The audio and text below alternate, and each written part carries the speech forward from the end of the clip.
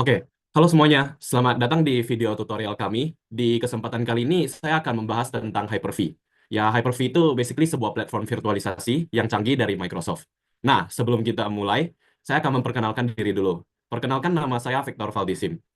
Oke, jika Anda seorang profesional IT atau baru mulai menjelajahi dunia virtualisasi, video ini akan membimbing Anda melalui dasar-dasar Hyper-V, manfaatnya, dan cara menggunakannya secara efektif. Nah, lalu di akhir sesi ini, Anda akan memahami apa itu Hyper-V, fitur utamanya, dan bagaimana cara mengatur lingkungan virtual Anda sendiri. Oke, mari kita mulai. Next slide. Oke, Hyper-V adalah platform virtualisasi dari Microsoft yang memungkinkan Anda membuat dan mengelola virtual machine di Windows. Platform ini sudah tersedia di Windows Server serta Windows 10 atau 11 Pro dan Enterprise. Tapi ngomong-ngomong, apa itu virtualisasi? Nah, virtualisasi adalah proses membuat versi virtual dari perangkat keras seperti server, perangkat penyimpanan, atau jaringan. Dengan Hyper-V, Anda dapat mengoptimalkan sumber daya dan meningkatkan skalabilitas dengan menjalankan beberapa sistem operasi pada satu mesin fisik.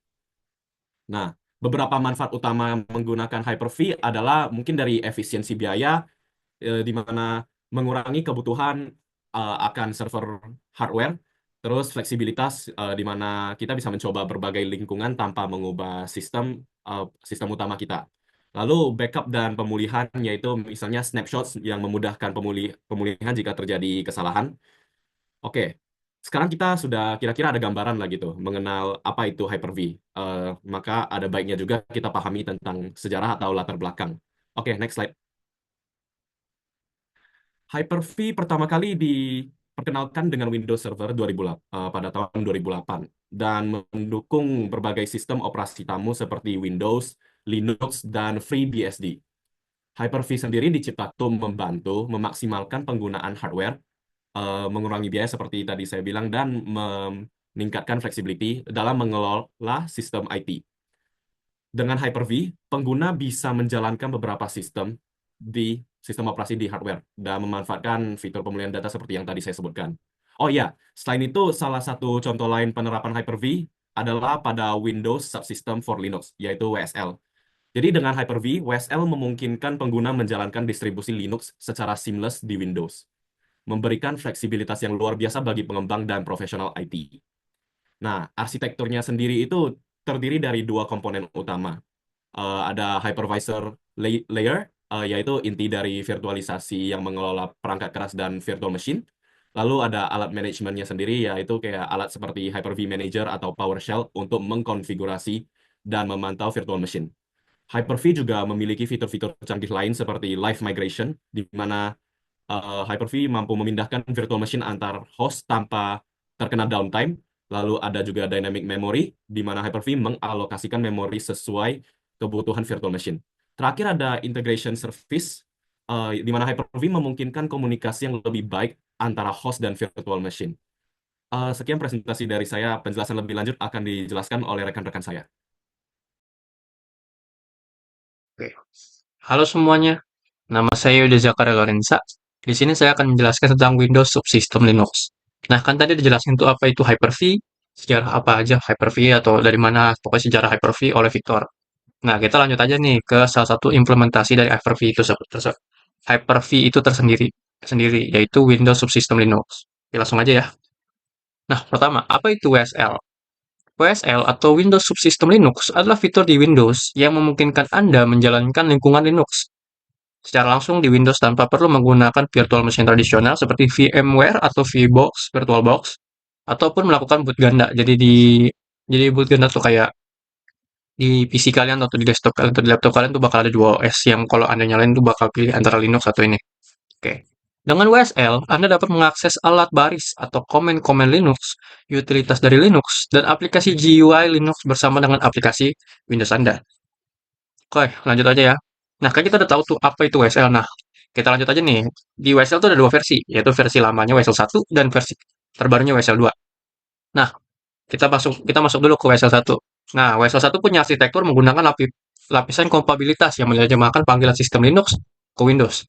Nah, dia tuh jadi kayak kalau kalian punya apa kasih komen Linux itu bakal diterjemahin ke Windows. Misalnya kayak kalau di Linux kan adanya ls. Nah, kalau misalnya di Windows nanti diterjemahin ke Windows kayak jadi dir, kayak gitu. Lalu kinerja sistem file. Akses file yang disimpan di sistem file Windows lebih cepat. Lalu ada kompatibilitasnya tidak mendukung semua panggilan dari sistem Linux, sehingga beberapa aplikasi mungkin tidak berfungsi dengan baik. Nah, kayak yang tadi dibilang, jadi dia tuh kayak nerjemahin doang. Jadi komennya tuh harus ada yang di Windows dan versi Linux itu harus ada. Jadi kayak komen ini, komen komen lihat semua file yang di direktori itu di Linux LS, di Linux ada ls, sedangkan di Windows ada dir. Nah, harus ada dua-duanya nih. Kalau nggak ada bakal nggak bisa. Nah, lanjut ada integrasinya. Integrasi yang baik antara Windows dan Linux dengan waktu boot yang cepat dan penggunaan sumber daya yang minimal. Oke, kita lanjut lagi ke WSL 2 nih, yang versi terbarunya. Nah, ini agak beda nih di bagian arsitekturnya. Nah, kalau di WSL 2 tuh dia udah nggak nerjemahin lagi, sedangkan dia tuh benar-benar ada kernel Linux asli yang berjalan di dalam VM ringan yang dikelola oleh sistem. Jadi udah nggak ada tuh kayak ada pengen nerjemahin ke ini, terjemahin ke ini, terjemahin ke ini.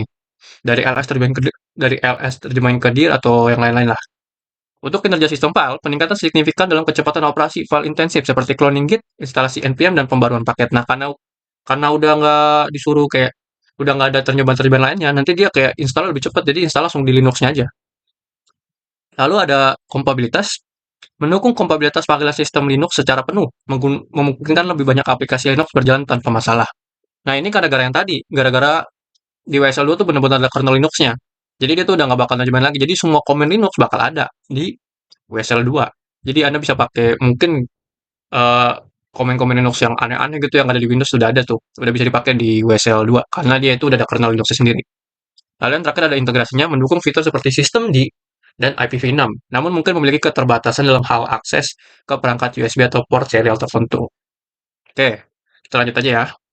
Nah, ini tuh ada perbedaan fitur-fiturnya secara langsung ya dari WSL 1 dan WSL 2. Tanpa lama-lama kita jabarin aja. Untuk integrasi antara Windows dan Linux pasti dua-duanya bisa lah ya. Jadi WSL 1 bisa dan WSL 2 bisa. Untuk waktu boot cepat, karena dua-duanya tuh kayak nggak pakai VM yang berat, jadinya mereka bisa boot cepat. Jadi WSL 1 cepat, WSL 2 juga cepat. Jejak sumber daya kecil dibandingkan dengan VM tradisional. Ya kayak tadi ya, karena sama-sama nggak pakai VM tradisional, jadi eh, jejak sumber daya kecil ya. Jadi penggunanya lebih ringan. Jadi WSL 1 ringan, WSL 2 juga ringan. Berjalan dengan versi VMware dan VirtualBox saat ini. Untuk WSL 1 bisa dan WSL 2 tidak bisa karena di WSL 2 udah kernel Linux langsung. Jadi ya gitulah. Nggak bisa pakai nggak berjalan dengan virtual VMware sekarang atau VirtualBox yang sekarang. VM terkelola untuk WSL 1 nggak ada karena di WSL 1 kan nggak pakai VM ya. Jadi di WSL cuma kayak nerjemahin doang dari command Linux ke command Windows. Sedangkan WSL 2 ada karena dia ada VM. VM yang enteng pakai Hyper-V. Lalu kernel Linux lengkap. Nah, WSL 1 kan nggak ada. Karena tadi dibilang kan, dia cuma kayak nerjemahin doang. Komen-komen dari Linux ke Windows. Dari komen-komen yang dari Linux ke versi yang Windows. Nah, untuk WSL 2 ada nih, karena dia udah ada kernel Linux yang asli atau langsung ya. Jadinya nanti bakal lengkap. Nah, kompatibilitas panggilan sistem penuh sama kayak yang tadi. Karena WSL 1 itu cuma nerjemahin, dia tuh bakal nerjemahin komen yang ada di Windows. Nah, kalau misalnya nggak ada di Windows tapi di Linux itu dia nggak bisa. Sedangkan di WSL 2 bisa, karena dia itu punya kernel Linux yang asli dan langsung ada di PC. Performa di seluruh sistem file OS. Nah, di sini bedanya. Di WSL 1 lebih cepat, sedangkan di WSL 2 lebih lambat. Karena hitungannya WSL 1 kan cuma nerjemahin, nggak ada dipisah gitu loh. Nggak ada VM ringan lagi. Jadi dia benar-benar di Windows. Kayak dengan dukungan sistem D, karena ada VM langsung, karena ada kernel Linux langsung, jadi semua yang dari Linux itu bakal bisa di WSL 2. Dukungan IPv6. Nah, di WSL 1 bisa dan di WSL 2 bisa. Nah, untuk konklusinya, dari semua yang perbedaan kita ini, kita bisa bandingin kayak kalau kita butuh semua komen yang ada di Linux, kita bisa pakai WSL 2. Sedangkan kalau kita misalnya pengen pakai komen-komen ringan yang ada di Linux, kita bisa aja pakai WSL 1. Dengan catatan kita itu perlu ini tadi nih, kita perlu adanya performa di seluruh sistem file OS. Jadi kalau kita mau file akses di Windows atau di sini dengan cepat, kita bisa pakai WSL 1 aja. Kalau kita emang nggak butuh-butuh banget komen-komen aneh-aneh dari Linux. Sedangkan kalau tidak sebaliknya, kalau misalnya kita pengen semua komen yang ada di Linux, kita bisa pakai WSL 2. Nah, mungkin itu aja presentasi yang bisa saya sampaikan. Mungkin habis ini bakal ada demo atau penggunaan langsung dari WSL itu sendiri yang akan dijelaskan oleh teman saya. Oke, mungkin sekian itu aja presentasi dari saya. Terima kasih. Baik, di sini saya akan menjelaskan cara menginstal WSL dan juga apa fitur-fitur apa aja yang dimiliki oleh WSL. Oke, jadi pertama untuk menginstal WSL kita butuh instalasi OS Windows biasa.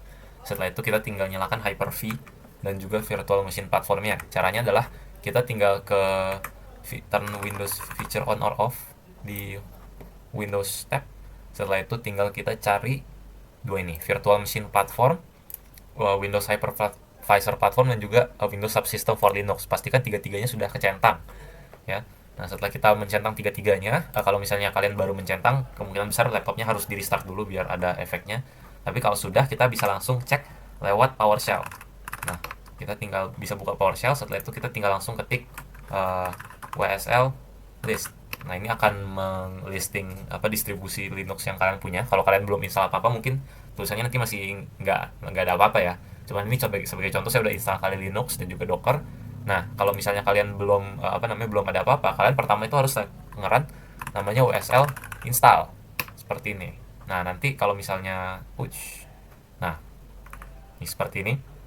Kalau kalian lihat nanti dia bakal ini dia installnya defaultnya Ubuntu ya, karena saya ada ngetes tadi sebentar. Nah, tapi pokoknya kalau misalnya kalian install, nanti kalian akan disuruh pilih distro default kalian apa dulu gitu. Nah, nanti setelah kalian pilih distro default kalian apa, nanti kalian bisa install. Nah, sebagai contoh, ini waktu saya install pertama, distro default saya pilih kali Linux gitu. Nah, tapi kalau misalnya kita mau install Ubuntu, itu kita bisa langsung WSL install tadi. Kalau misalnya kita mau lihat listnya, kita bisa pakai WSL list online. Nah, WSL list online ini ngelisting semua operating system yang ada. Nah, di sini kita install aja ya, biar kita bisa specify. Misalnya kita bisa specify kita pakai distro Ubuntu. Nah, nanti dia bakal menginstal seperti ini. Sudah selesai, nanti ini harusnya untuk semua distro bakal sama semua. Kita disuruh tambahin username. Ini sekarang karena installasinya sudah sukses, maka kita udah punya kita udah berhasil mendapatkan Linux VM Linux yang bisa kita pakai langsung di Windows seperti itu. Nah, sekarang kalau misalnya kita lihat lagi WSL list, nah kalau kalian lihat ini udah ada Ubuntu dan juga kali Linux di sini, ya kan? Nah, sekarang di sini kita bakal coba ganti-ganti distronya. Kalau misalnya kita mau buka distro Ubuntu misalnya, kita bisa langsung buka seperti ini. Tuh, kita bisa langsung ketik di Windows aja, nanti dia bakal langsung muncul. Nanti dia bakal membuka terminal sendiri buat dia. Nah, kalau misalnya kita mau buka kali Linux, misalnya kayak ini, nah ini kita tinggal pencet juga. Seperti yang kalian lihat, nanti dia bakal ngasih kita ini shell bergantung distronya. Oke. Nah, sekarang karena kita udah punya WSL, saya bakal memperlihatkan kecanggihan yang dimiliki oleh WSL. Jadi pertama, kita bisa buka WSL kita, misal kali Linux saja. Nah, di sini satu hal yang keren adalah kita bisa membuka file-file yang ada di Windows juga, yaitu yang berada di mnt ini. Nah, kalau kalian lihat di sini, kita bisa mengakses drive C dan juga drive D langsung dari Linuxnya. Jadi seperti kalian lihat ini, misal kalau saya mount C. Nah, ini kalau kalian lihat nanti ini kita bisa langsung ngelist isi file di dalamnya. Ini tuh sama dengan apa yang ada di local disk kalian. Nah, seperti yang kalian di sini, local disk C sama dengan yang bisa diakses oleh Linuxnya. Sebentar, di sini. Nah, di sini seperti yang dilihat nanti isinya akan sama. Baik. Nah, sekarang kalau misalnya kita mau berinteraksi juga bisa. Jadi itu salah satu kelebihan dari WSL, itu dia benar-benar terintegrasi sama Windows. Jadi kita tidak perlu copy paste file lagi ke VM sebelah dan memakan tempat dan semacamnya gitu ya. Nah, selanjutnya adalah yang keren dari WSL adalah kita bisa customize terminal. Jadi ini terminal defaultnya kelihatannya seperti ini, tapi saya punya terminal yang udah di custom di sini seperti ini. Nah, seperti yang kalian lihat dia berbeda ya. Dia theme-nya berbeda dan color-nya juga berbeda seperti yang kalian lihat. Nah, di sini tuh bisa kita custom dengan cara menginstal aplikasi terminal. Nah, aplikasi terminal ini bisa diinstal di Microsoft Store. Nanti di Microsoft kalian bisa install. Setelah itu kalian bisa customize aja nih di bagian sini, kalian bisa settings. Nah, nanti untuk setiap shell-nya, misalnya yang kali Linux ini kalian bisa mengubah appearance-nya nih di sini. Seperti itu. Di sini saya mengubah jadi kali Linux saya biar color scheme-nya seperti Ubuntu default ya, jadi background-nya ungu gitu, terus teksnya putih. Kira-kira begitulah keuntungannya juga. Nah, salah satu keuntungannya lagi adalah kita bisa sebaliknya. Jadi tadi kan kita bisa mengakses kita kan bisa mengakses file yang ada di Windows dari Linux-nya langsung kan. Nah, tapi kita juga bisa mengakses file Linux dari Windows-nya langsung seperti ini. Jadi kalau kita buka Linux, nah ini kita bisa langsung mengakses nih. Jadi misal kayak Linux, nah ini kita bisa langsung mengakses data yang ada dalam Linux sekarang di Windows. Jadi sekarang bisa kebalikannya gitu. Itu juga kelebihan dari WSL. Kenapa WSL sangat banyak dipakai ya. Nah, terus sekarang kalau kalian lihat WSL ini meskipun udah saya tutup, misalnya kayak gini, saya tutup, ini juga saya tutup. Nah, kalau kita buka Task Manager, nah di sini kalian bisa melihat kalau masih terdapat sesuatu di sini namanya vmem WSL. Nah, vmem WSL ini itu adalah memori yang dipakai, virtual memory yang dipakai oleh WSL, dan ini terus reserve selama WSL-nya masih nyala.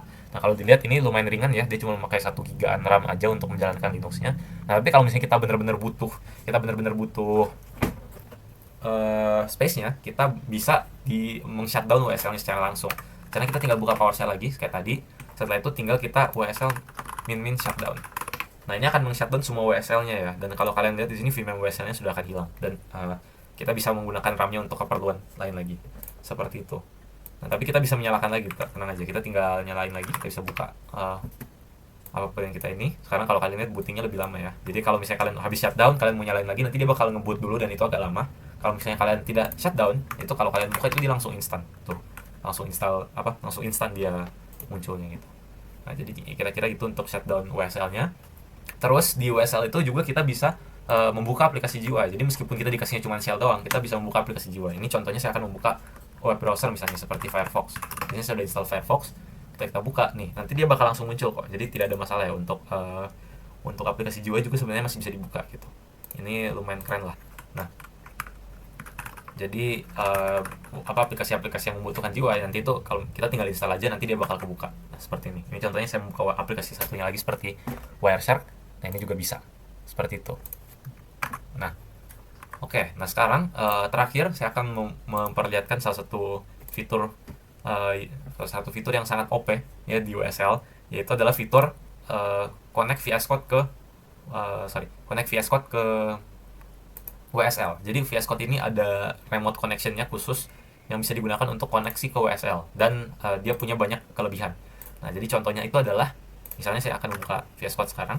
Nah, ini VS Code sederhana seperti ini. Nah, kalau kalian lihat, kalau kita buka Docker-nya dia akan bilang seperti ini, kayak error.